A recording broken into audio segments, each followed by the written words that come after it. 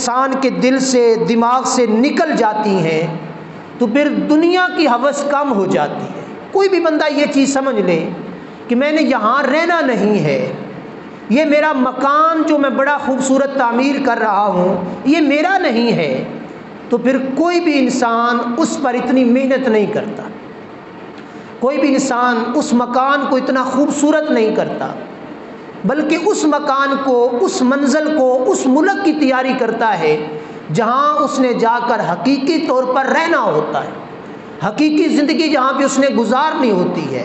تو اللہ پاک جل شانہ فرما رہا ہے کہ انسان ملک آخرت کا مسافر ہے، یعنی آخرت اس کے لیے برحق ہے، وہ دنیا کو چھوڑ کر آخرت میں جائے گا۔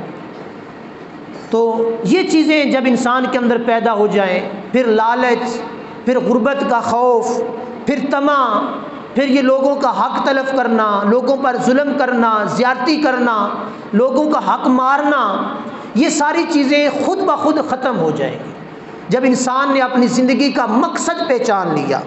اور نبی کریم صلی اللہ تعالیٰ علیہ وآلہ وسلم نے ارشاد فرمایا کہ ہر کوئی دنیا میں یہ کوشش کرتا ہے کہ میں امیر بن جاؤں، میرے پاس مال زیادہ ہو جائے، کثرت ہو جائے مال کی۔ تو حضور علیہ الصلوۃ والسلام نے فرمایا مالدار امیر نہیں ہے۔ کیا چیز ہے؟ پیسے والا بندہ، جائیداد والا، سونے والا، گاڑیوں والا بندہ امیر نہیں ہے۔ یا رسول اللہ صلی اللہ تعالیٰ علیہ وسلم امیر کون ہے؟ تو ارشاد فرمایا امیر وہ ہے جس کا دل غنی ہے، جس کے دل کے اندر غنا ہے، غنی ہے، وہ امیر ہے۔ مالدار ہو لیکن اس کے دل کے اندر سخاوت نہ ہو، دل کے اندر کنجوسی ہو، کمینہ پن ہو، تو اس کو نبی پاک صلی اللہ علیہ وآلہ وسلم نے فرمایا وہ امیر نہیں ہے۔ مسلم شریف کی حدیث پاک ہے۔ اور پھر دوسری چیز حضور علیہ الصلوۃ والسلام نے ارشاد فرمایا قیامت کے دن امیر لوگ، جب قیامت کا دن ہوگا، قیامت کے دن امیر لوگ غریب ہو جائیں گے، یعنی جو امیر لوگ دنیا میں پیسے والے ہوں گے قیامت کے دن وہ غریب ہو جائیں گے۔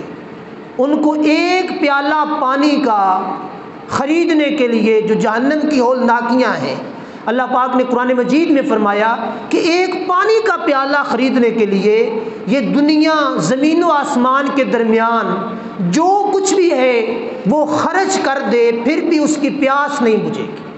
یعنی قیامت کا جو دن ہوگا، آج دنیا میں ہمیں پیاس لگی ہو، ٹھنڈا پانی نہ مل رہا ہو تو بڑی مشکل پیش آتی ہے، تو مہنگے سے مہنگا گلاس پانی کا خرید کر بھی پینا پڑے تو ہم لوگ پی لیتے ہیں۔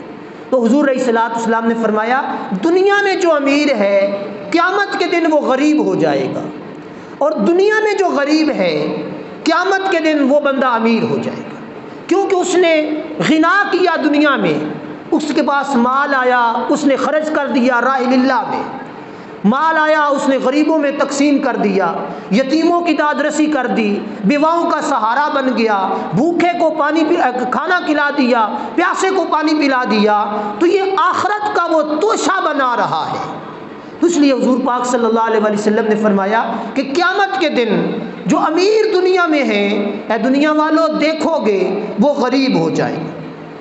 اور دوسری چیز جو انسان کی زندگی کا مقصد، ایک تو اللہ پاک نے فرمایا کہ مقصد یہ نہیں کہ وہ مال و دولت یا معاشی کیڑا بن کے رہے، اس کا مقصد اللہ کی عبادت ہے، اور پھر زندگی گزارنے کے لیے رزق کا اصول بھی اس کا مقصد ہے۔ اب ظاہر ہے انسان نے زندگی بسر کرنی ہے، زندگی گزارنے کے لیے اس نے رزق کمانا ہے، تو اس رزق کے بھی ضابطے، قانون اور اصول ہیں جو رب وحدہ لا شریک نے قرآن مجید برہان الرشید میں بیان فرما دیے۔ یا ایھا الذین آمنوا لا تأکلوا اموالکم بینکم بالباطل، اے ایمان والو ایک دوسرے کا مال ناجائز طریقے سے مت کھاؤ بلکہ جائز طریقے سے۔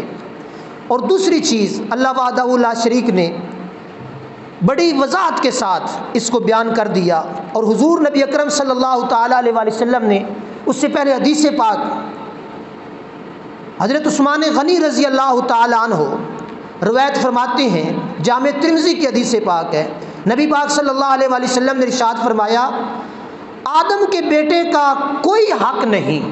اب یہ چیز بڑی قابل توجہ، انسان آدم کا بیٹا جب ذکر ہوتا ہے تو اس سے مراد انسان ہوتا ہے۔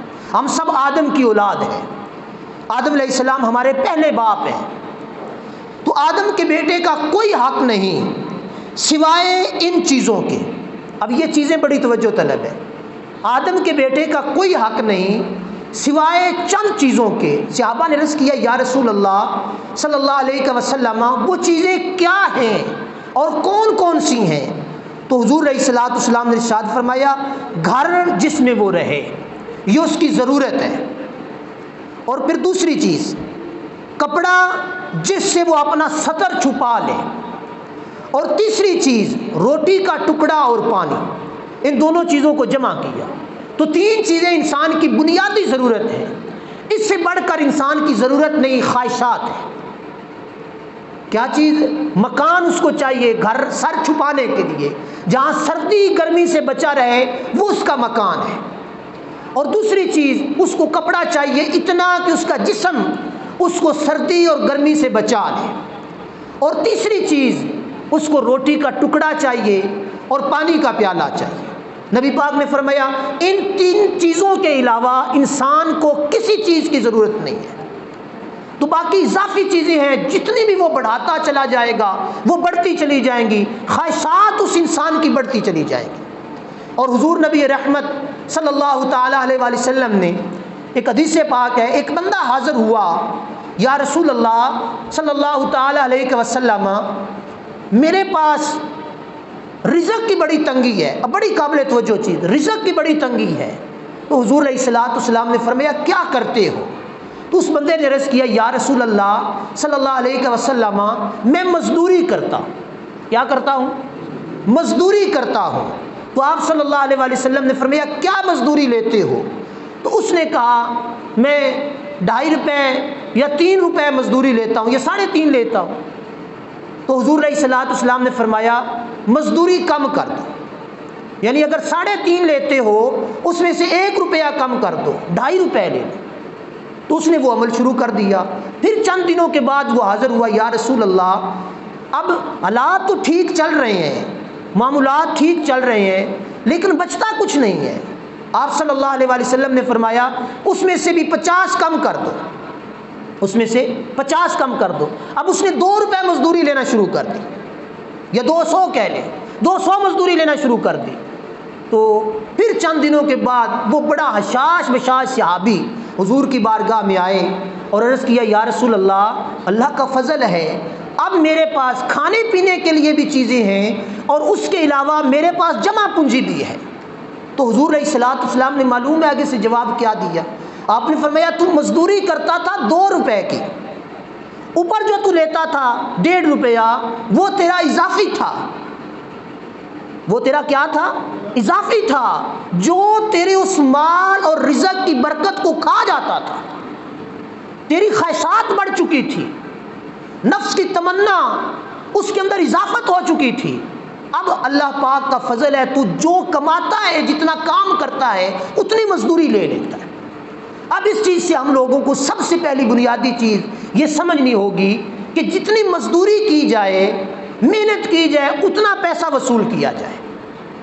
سمجھ آئی بات کی؟